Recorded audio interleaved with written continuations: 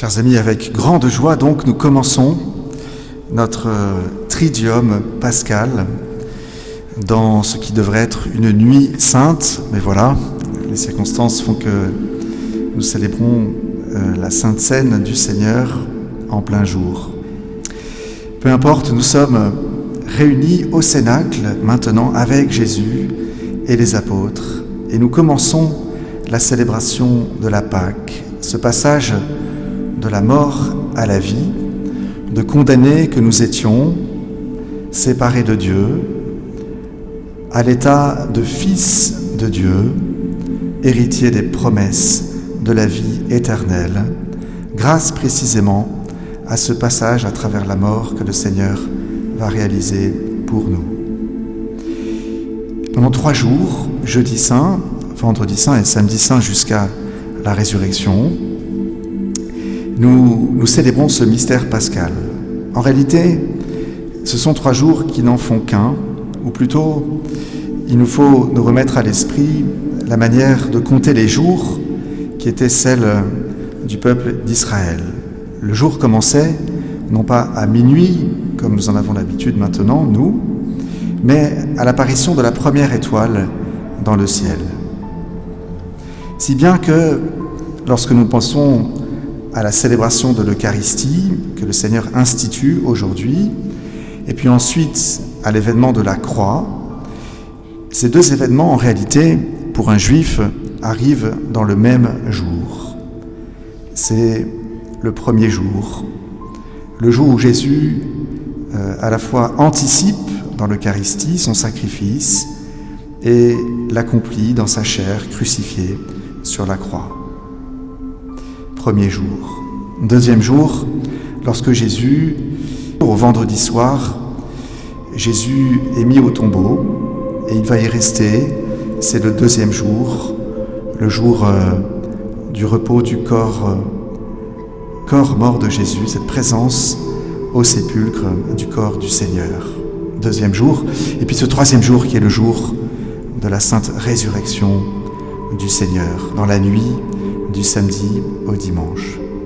Et nous commençons donc ce triduum dans cette messe que nous appelons la messe en latin, la messe in cena Domini, la messe qui est dans la scène du Seigneur. En réalité, toutes les messes que nous célébrons sont dans cette unique messe, dans cette unique offrande qui est à la fois l'Eucharistie et la croix, un seul mystère du don de lui-même, de Jésus, pour notre salut. Et nous voyons Jésus non seulement instituer la messe, mais instituer également le sacerdoce.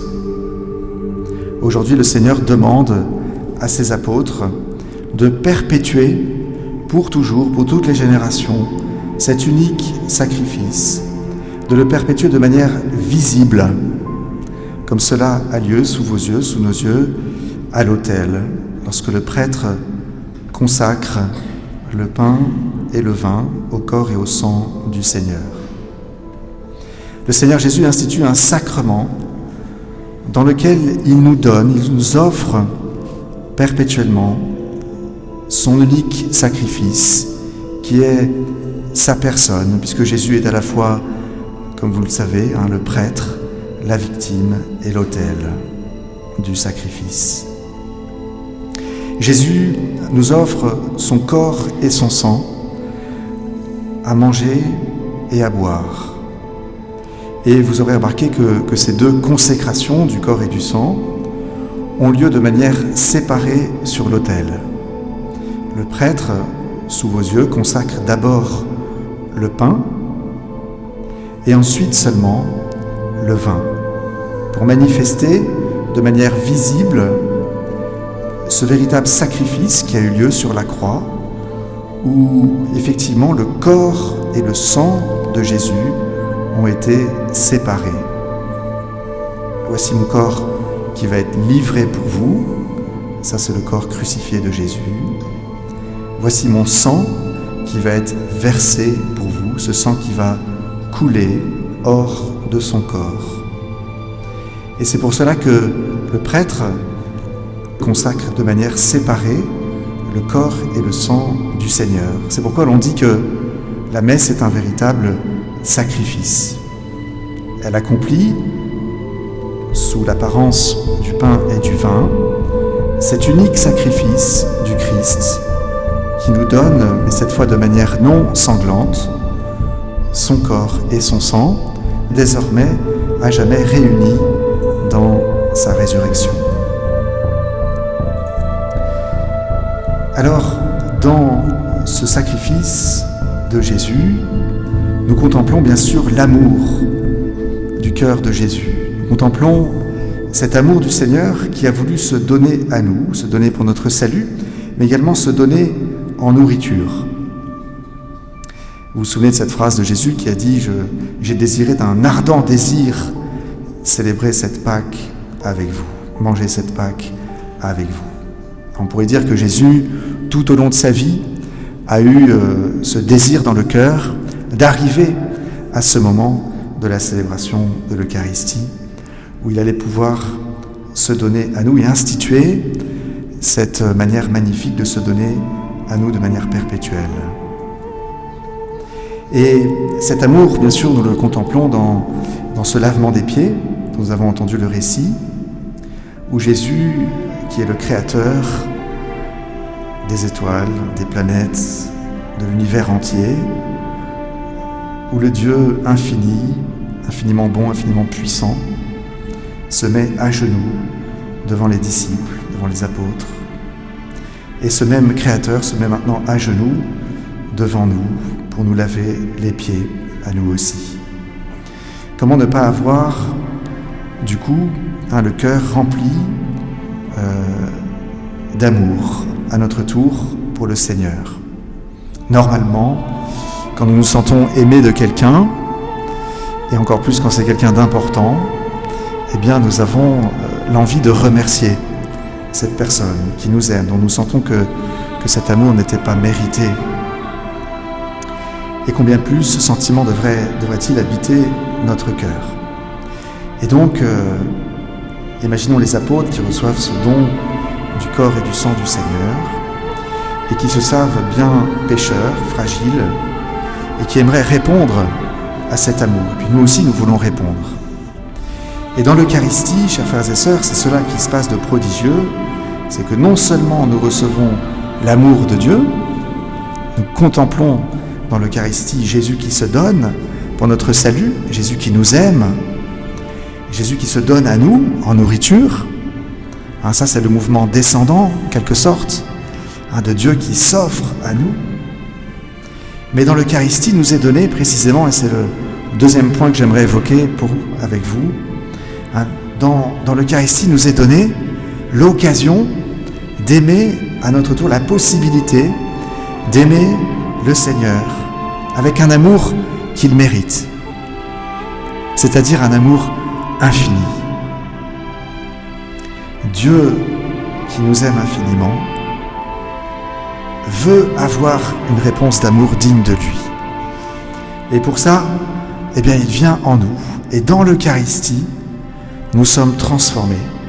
Nous recevons l'amour infini de Dieu pour l'aimer en retour.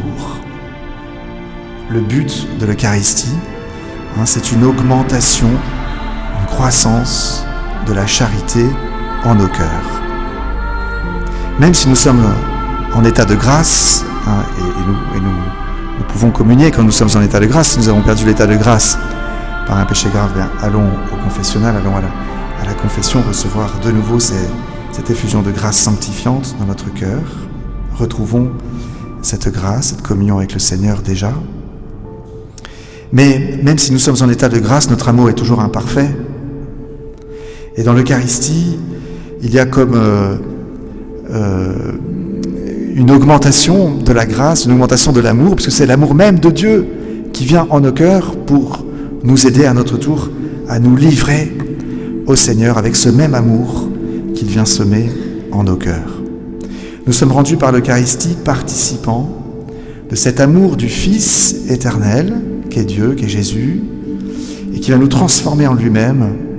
Lorsque nous le mangeons, nous sommes transformés en lui et nous pouvons à notre tour aimer Dieu le Père, nous offrir au Père et nous offrir à nos frères et sœurs avec ce même amour qu'est l'amour du Christ en nous. Vous voyez comme quoi l'Eucharistie est vraiment quelque chose de totalement prodigieux. Jésus nous aime, mais Jésus nous rend maintenant capables d'aimer comme lui. Et c'est pourquoi il pourra dire à ses disciples, « Aimez-vous les uns les autres comme je vous ai aimé. » Voilà, c'était le deuxième point. Le troisième et le dernier, c'est que maintenant cet amour, comme pour Jésus, il va falloir le traduire en actes, des actes concrets. Cet acte concret, par exemple, du lavement des pieds, où Jésus nous dit, vous aussi, lavez-vous les pieds les uns aux autres, soyez serviteurs les uns des autres. Mais aussi cet acte que nous voyons dans ce moment de la passion de Jésus, où après avoir célébré l'Eucharistie, on l'a évoqué dimanche, Jésus part, après avoir chanté les psaumes, il part au Jardin des Oliviers, et là, il va aimer Dieu, son Père, en acte. Dans cette agonie, dans ce sacrifice sur la croix, bien sûr, mais déjà dans cette agonie où Jésus va dire « Non pas, Seigneur, ma volonté, mais la tienne. » Bien sûr que je préférais ne pas souffrir. Seigneur, si cette croix, si cette coupe pouvait passer loin de moi, Jésus qui est un homme n'a pas particulièrement envie de souffrir, au niveau de son désir, je veux dire. Qui aurait envie de souffrir? Personne. Et c'est là qu'on voit combien Jésus est humain, il est homme, comme nous. Il n'aime pas la souffrance pour la souffrance. Par contre, ce qu'il aime et ce qu'il veut avec son Père et l'Esprit Saint, c'est le salut de tous les hommes. Et pour cela, il est prêt, il veut de tout son cœur faire la volonté de Dieu. Non pas, Seigneur, ma volonté, mais la tienne. Alors demandons, chers frères et sœurs, nous aussi, ce même amour que l'on voit dans le Christ. Demandons au Seigneur comme une triple grâce, la grâce de nous émerveiller devant l'amour du Seigneur qui se donne en nourriture dans l'Eucharistie, la grâce de répondre à notre tour en dilatant notre cœur à chaque communion, à chaque fois que nous communions, en préparant notre cœur vraiment à recevoir Jésus, en faisant grandir ce désir de le recevoir et d'aimer à notre tour Dieu avec l'amour qu'il sème dans notre cœur. Et puis troisièmement, demandons cette grâce de dire en toute vérité à Dieu notre Père, à partir de ce soir, Seigneur, dans ma vie, non pas ma volonté, mais la tienne, quelle qu'elle soit, non pas ma volonté, Seigneur, mais la tienne, pour mon bonheur et pour le salut des hommes. Amen.